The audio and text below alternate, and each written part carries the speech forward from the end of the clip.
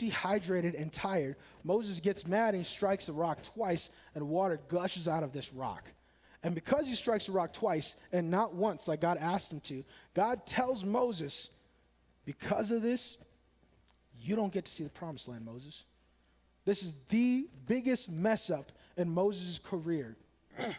He doesn't get to go to the promised land. He was the only one from the older generation that God probably was going to let walk through because they're so grumbly, they're so angry, they're so tired and frustrated that they had lost their comforts and freedoms. Sound familiar? Sound a little bit like America, right? That they still have a goal and a vision, but they refuse to execute it because they don't have everything they had before. So Moses, listening to his people above his God, who speaks to him directly, strikes a rock twice, and Moses loses his place in the promised land. Horrible. And Moses is not a young man at this point. Moses is maybe 85, maybe 90. So it's not like when you get older, you just gain this confidence. You just build this level of character that you stand for God, and nothing else breaks you, right? It's something that was practiced and practiced and practiced, and as we're human, we can still see ourselves be broken from it. If we go to the next verse. This happens literally the next day, right? So then Amalek came and fought with Israel at Rephidim, and so Moses said to Joshua, choose for us men and go out and fight with Amalek. Tomorrow I will stand at the top of the hill, and with the staff of God in my hand, So Joshua did as Moses told him and fought with Amalek, while Moses, Aaron, and Hur went up to the top of the hill. Whenever Moses held up his hands, Israel prevailed, and when he lowered his hands, Amalek prevailed. And so on the skirt tails of Moses failing in the most catastrophic way he could ever fail, the next day Moses goes to war. And as long as his hands are raised, his nation is winning. And every time they're dropped, they fail. This is arguably probably one of the greatest victories Moses has ever had. The people probably looked at Moses and said, that's our leader. That's the one. When he raises his hands, we win wars. No one in the world has ever had a captain like this, a general like this. Simply raise your hand and the war is won. So Moses gets the greatest failure of his life, and one day later, he probably gets the greatest victory of his life, where they watch and they see him do great things. And isn't life like this so often? That sometimes you're met with days of distress, and the very next day you're met with a day of victory. Everybody's got a teenager. I know you're feeling this, right? Trust me, I see them on Thursday nights. Anyone that's got a teenager, I know, like their emotions are up and down. And sometimes you feel like the greatest parent in the world, and sometimes you feel like the worst. And sometimes that happens in the same exact day.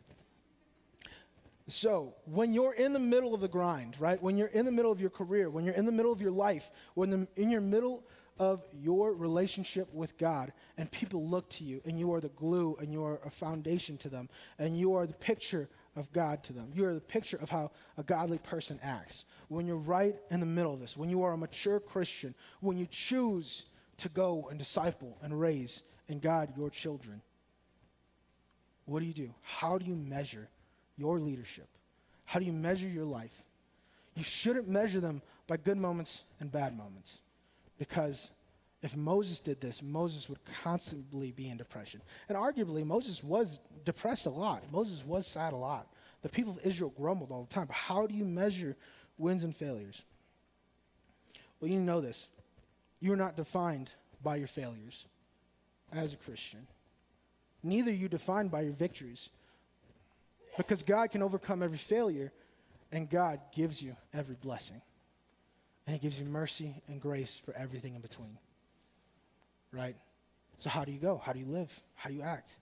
Understand, Moses was defined not by what he did, but by his relationship with God and his willingness to follow what God had called him to do.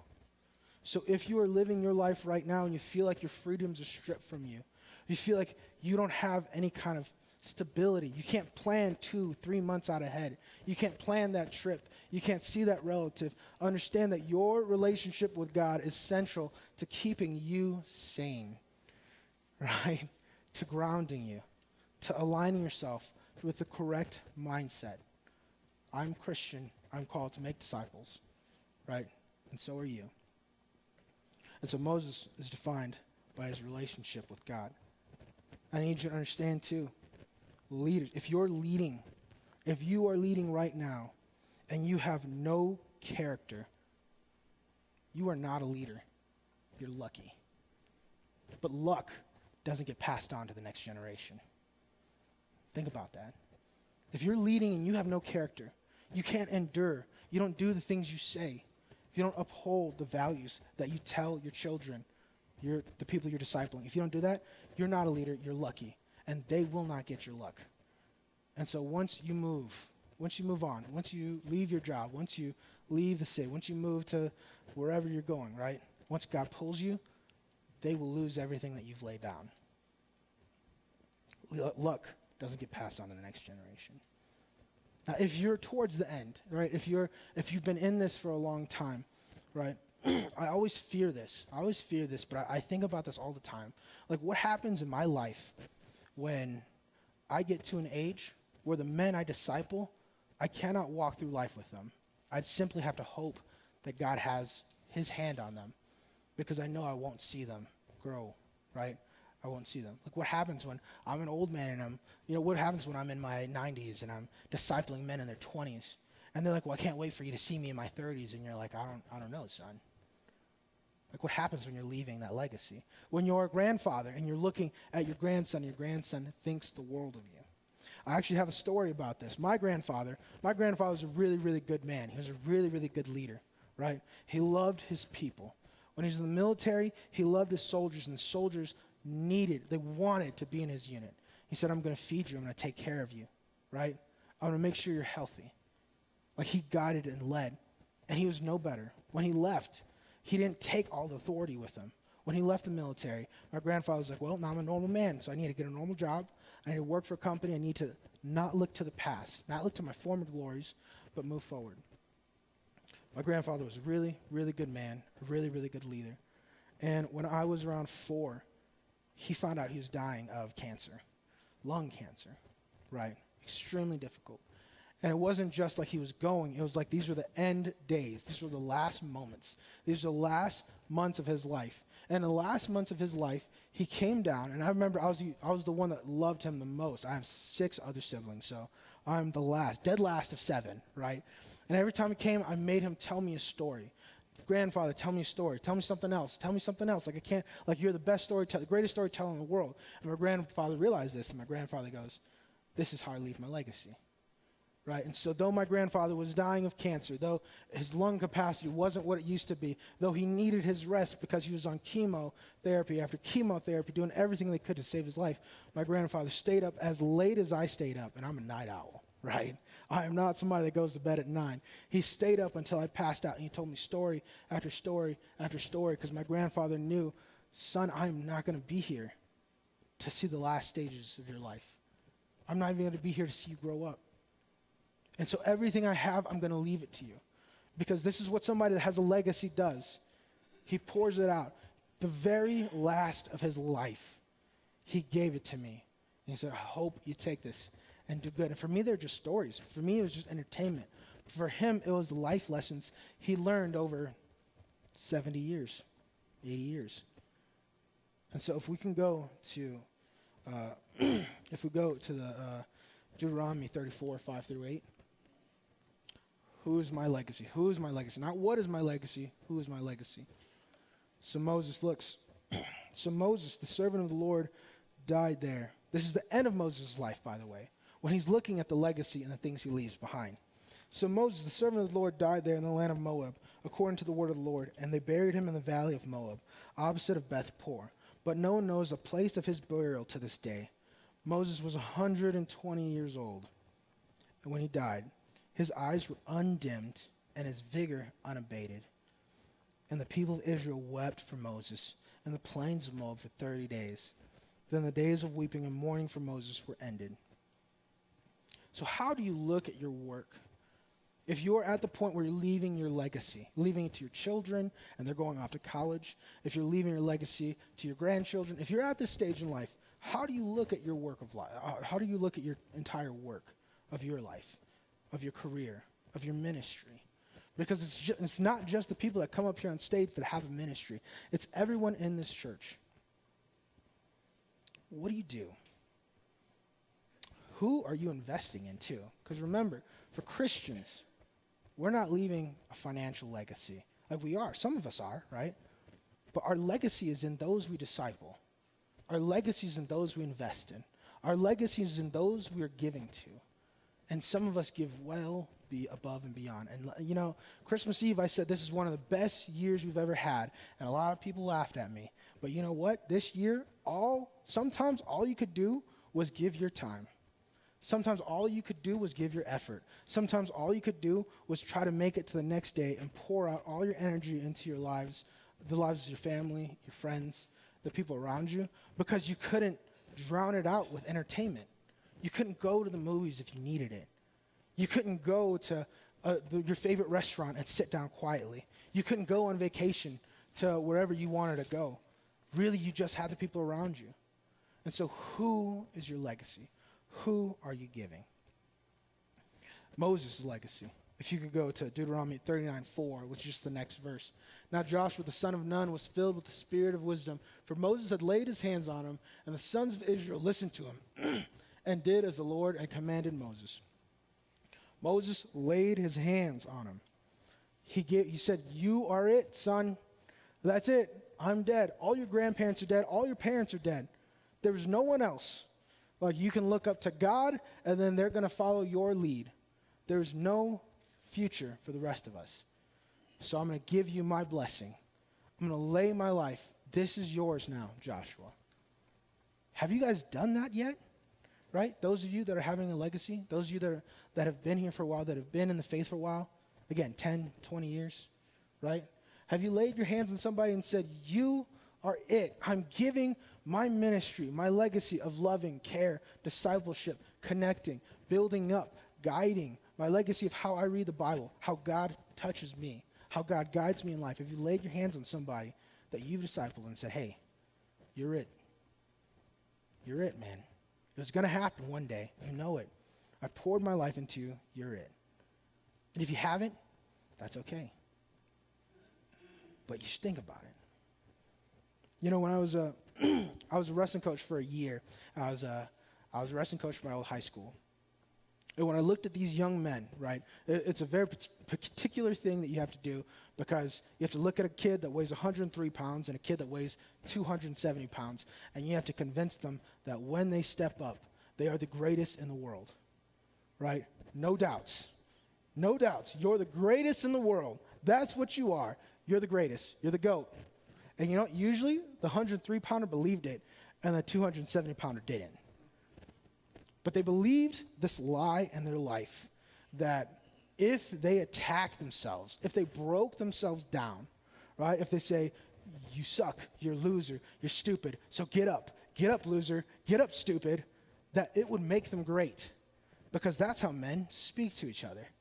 That's how you, motivate yourself, is to call yourself these negative things. And all my job was stripping these lies from them. Because as a coach who ran off statistically, the negative kids lost the most, right? Statistically, the kids filled with self-doubt and destruction lose the most.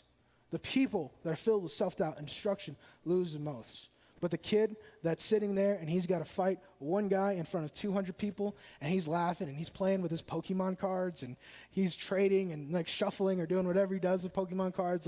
The kid that thinks it's no big deal, it's another day on the job. That when they face the most monumental task they're asked to face, they walk through it with a smile because, hey, I got something else that they don't. They do better. But most kids aren't born like that. Most men and women aren't born like that.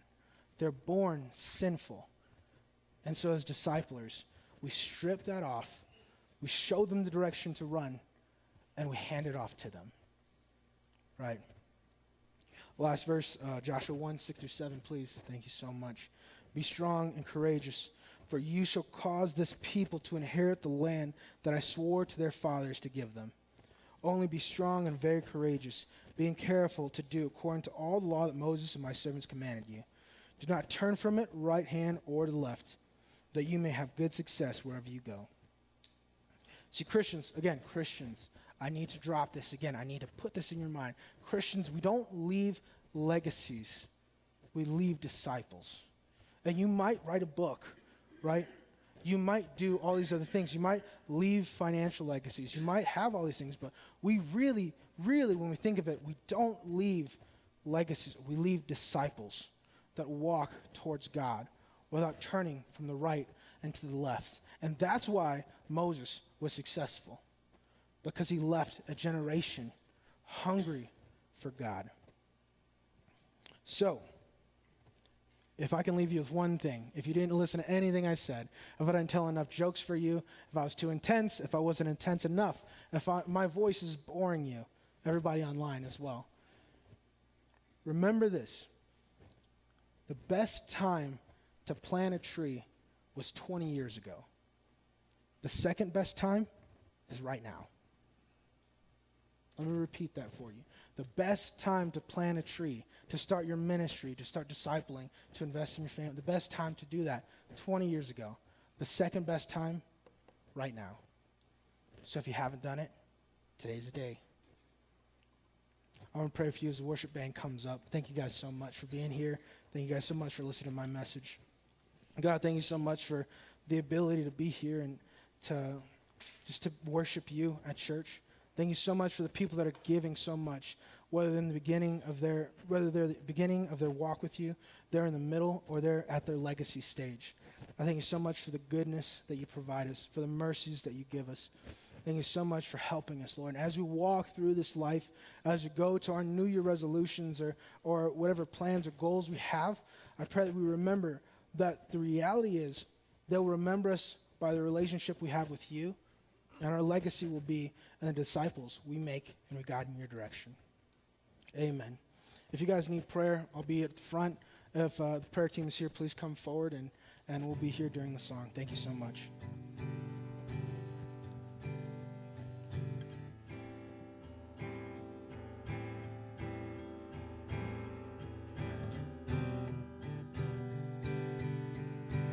Let's all stand.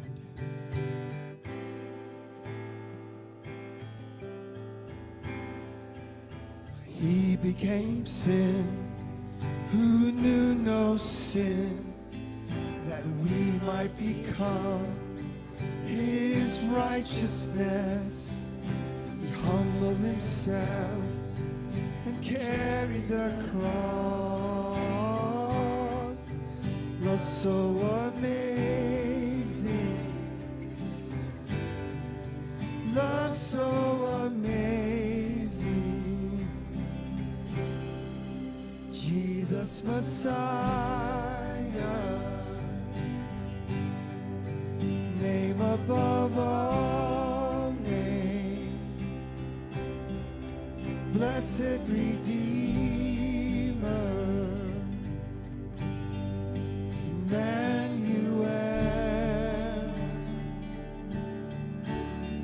the rescue for sinners, the ransom from heaven, Jesus Messiah, Lord of all.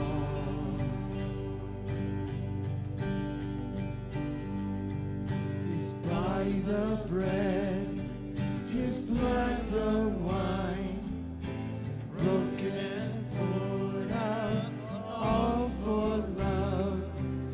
The whole earth trembled and the veil was torn. Love so amazing,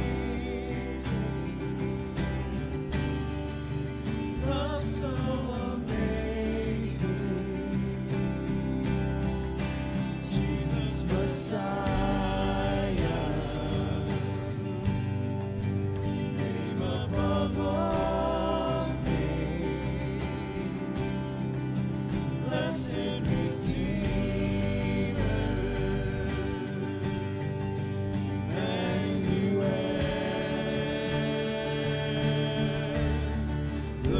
rescue for sinners, the ransom from heaven, Jesus Messiah, Lord of all. All of hope is in you. All our hope is in you. All the glory to you, God. The light of the world, Jesus Messiah, name above all names, blessed Redeemer, Emmanuel, rescue for sinners, the ransom from heaven, Jesus Messiah, Lord of all. Jesus Messiah, name above all names, blessed Redeemer, Emmanuel, the rescue for sinners, the ransom from heaven, Jesus Messiah,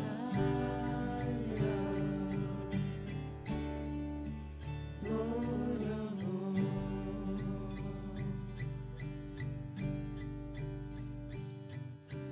Come, let us adore Him.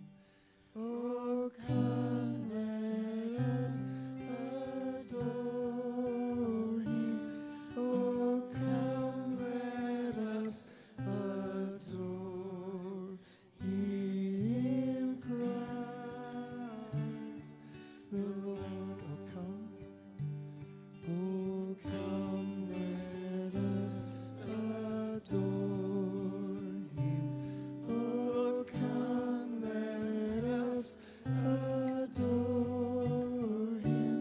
Oh, come, let us adore Him, Christ the Lord.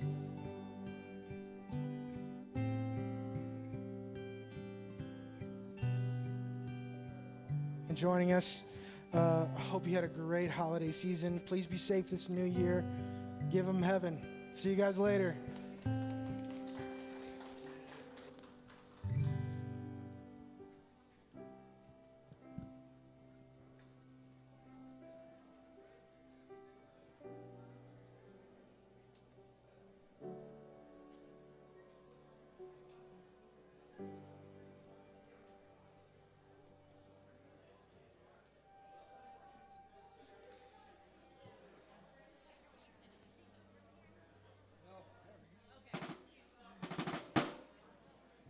Oh no, I said sing out.